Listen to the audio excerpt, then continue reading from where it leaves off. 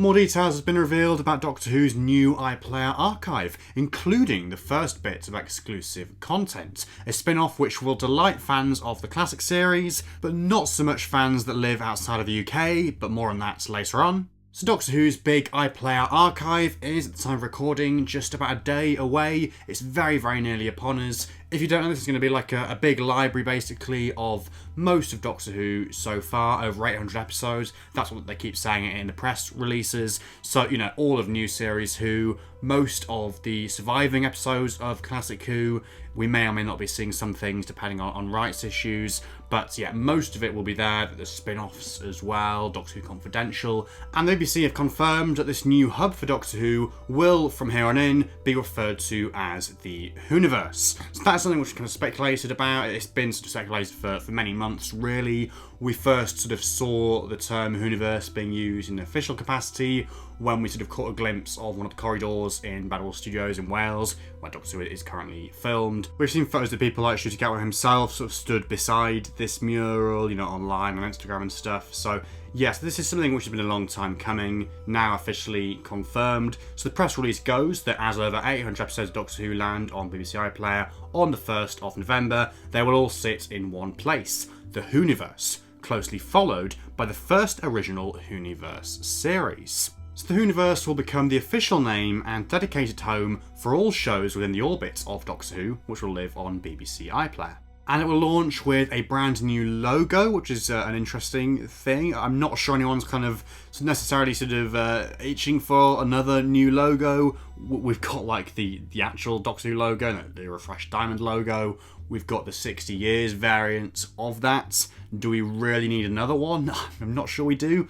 But yeah, I'll reserve judgment for that, you know, for when it actually drops. And a new ident as well, which will presumably kind of incorporate that logo. So it'll be interesting to see that. And it says it'll kind of, you know, bring all of the Doctor Who worlds and content together in one place with one identity. So that makes sense, you know, to have this ident across all of this Doctor Who content. It says that every piece of Doctor Who content will carry that ident, that clip at the start. So yeah, nice to see. And as previously stated, this archive will continue to expand, presumably over the coming months and maybe years as well. But the first of these exclusive bits of brand new content will be a little series called Tales of the TARDIS. So it's going to be a 6-part series. It will reunite beloved classic Doctor Who duos, or in one case a kind of hybrid duo between the classic and new series, but that'll become clear in a moment, as they board a very special TARDIS on a nostalgic voyage through space and time. So I think actually before this press release dropped, maybe just like, I don't know, half an hour or so before, fans had kind of cottoned on to the fact that on the BBC Doctor Who website, or somewhere online on the BBC website, I'm not quite sure where, it's wherever they're kind of preparing all the content pages for the new iPlayer stuff, the kind of episode guides and stuff. Anyway, people had noticed there was a new page for something called Tales of the TARDIS. It had a sort of a slightly worrying promo pic with, I think, the Doctor Who logo or something like that, but with that kind of infamous sort of RTD1 TARDIS PNG in the background. So I'm hoping that's just a placeholder. But yeah, these listings for these episodes kind of cropped up before they were sort of officially confirmed with photos and stuff. These 6 installments featuring various classic Doctors and companions, and we weren't quite sure what they were, and then this press release came along alongside these fantastic images of said duos in this very exciting set, which sort of, at first I think myself, and I think lots of other people as well, were kind of thinking, oh my god, is this the new TARDIS set? But I think actually on closer inspection it's like a brand new set that they've put together, a one-off sort of thing, incorporating lots of old bits of set dressing. You know, very clearly we can see stuff like Jodie's sort of cog roundels, bits and pieces from other TARDIS sets too, like bits from the console for the 10th Doctor, for the 11th Doctor,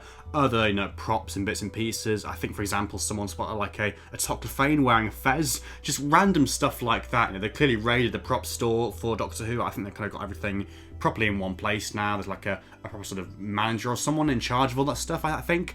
And I suppose the fact that there aren't any exhibitions on the go at the moment, anything like the Doctor Experience or Worlds of Wonder, makes it easier to have all that stuff in one place, in storage, and to put it out for stuff like this. But enough about the set. As lovely as it is, what exactly is Tales of the TARDIS? Well, basically, as far as I can see from what we've got here, the information and the photos we've got, As we've said, there are going to be these various duos, 6 instalments, basically 1 for each Doctor, apart from Tom Baker, presumably just because, I don't know, he's quite frail these days and probably couldn't get to studios to record this.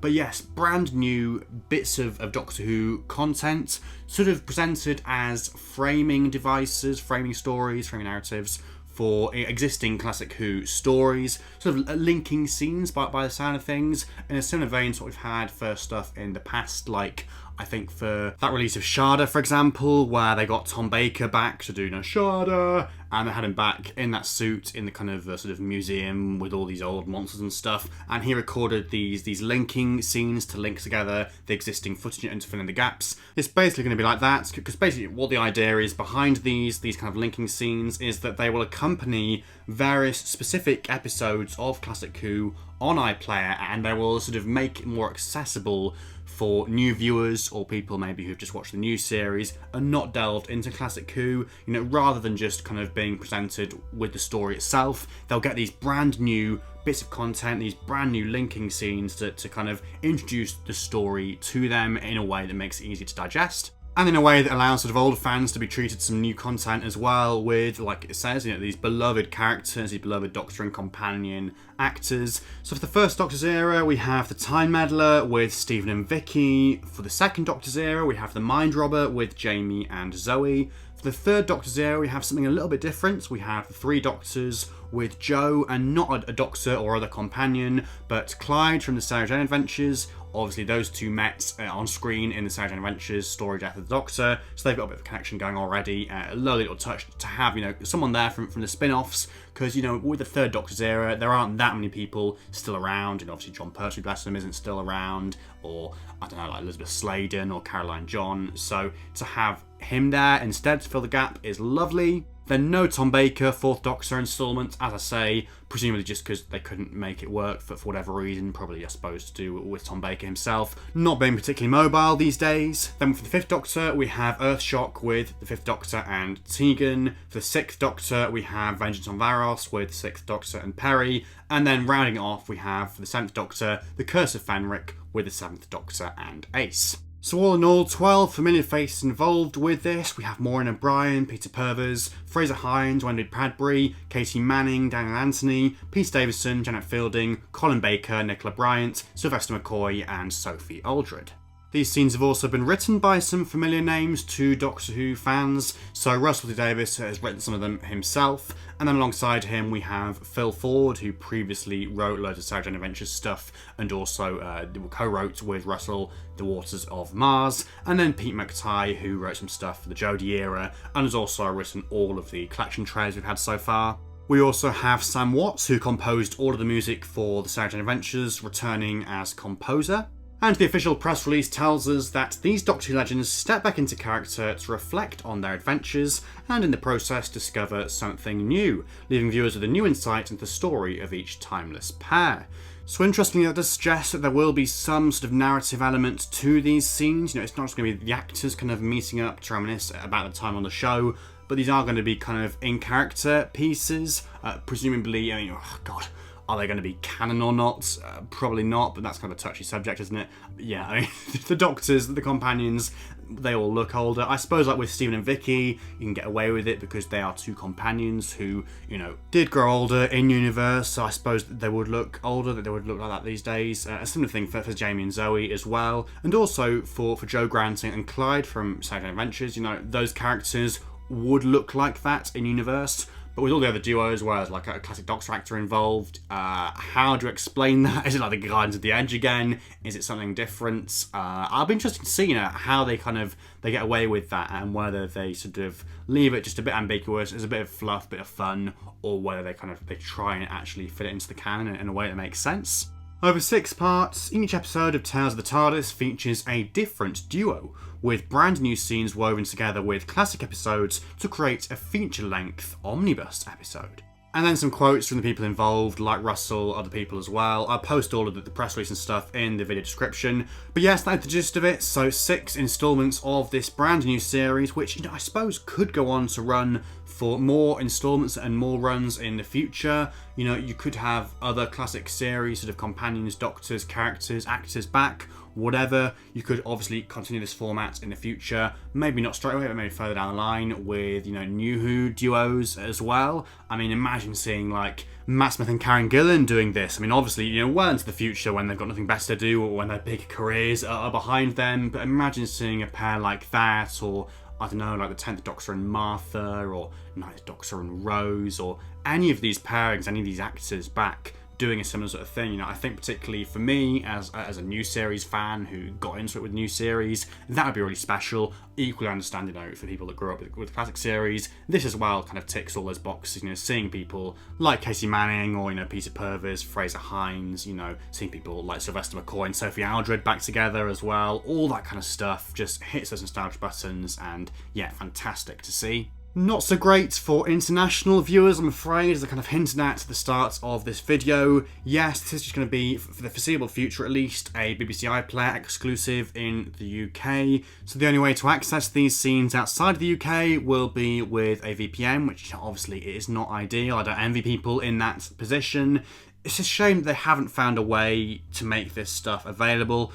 Obviously, it's a difficult thing, I suppose, from their point of view, because it's funded by the license fee and people outside of the UK don't pay a license fee. But if there was some way for them to kind of get a piece of the cake as well, to contribute into it, that would be great, because there are international fans, there are people that are interested in this, that will want to watch it. To not have it available to them as well is a bit of a slap in the face, you know, let's be honest, and especially with the Disney deal as well. You know, obviously it's great to have the Disney deal and to have that in place and that arrangement for future episodes and upcoming episodes, but everything else, you know, all the existing stuff seems to be on iPlayer in the UK and not kind of covered by the Disney deal in any way. It doesn't appear to be available officially elsewhere, so that's a bit of a blow.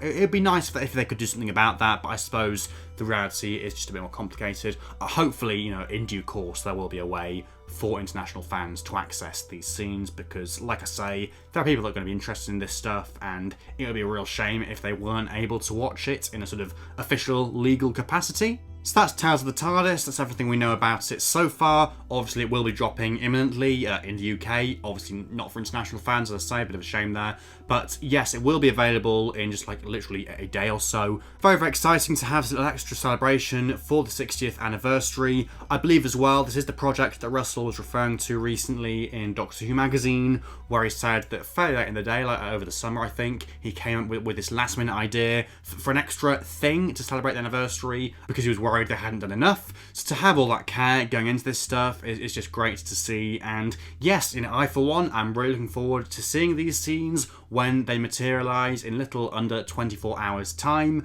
Be sure to let me know your thoughts on all this down in the comments below as well. Your thoughts on the idea, the concept of this series, you know, what you think of the pairings we've got, what you might like to see from it in the future as well in terms of extra installments. And yes, my condolences to international fans who sadly don't have a way to watch this officially, but fingers crossed they can work something out for you guys in the future.